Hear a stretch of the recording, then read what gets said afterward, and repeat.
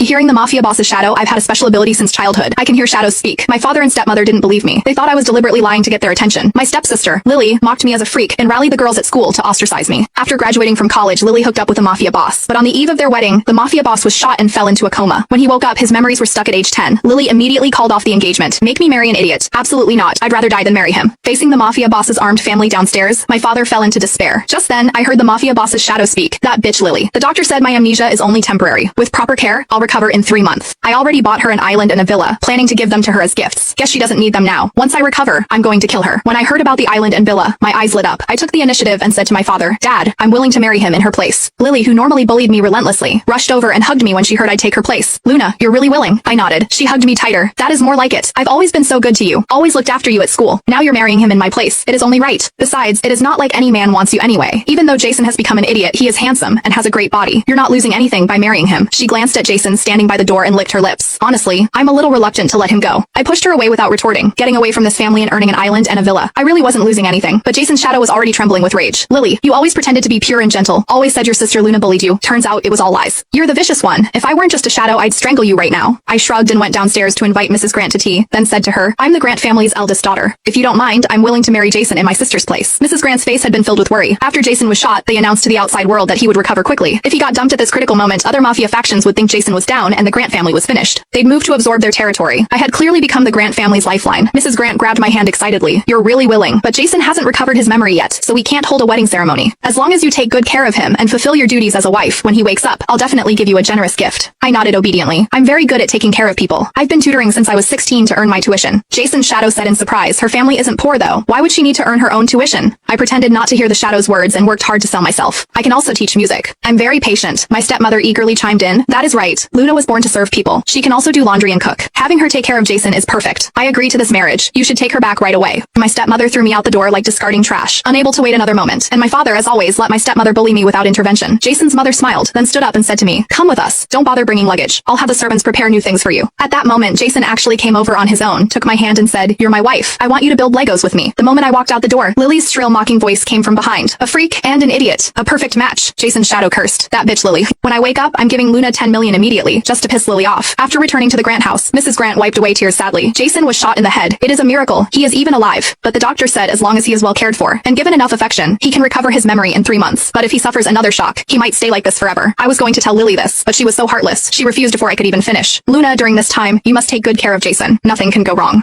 What Mrs. Grant meant was that I needed to stay by his side to help awaken his memories. At the same time, Jason's current condition couldn't be seen by outsiders. She was busy fending off attacks from competitors, so she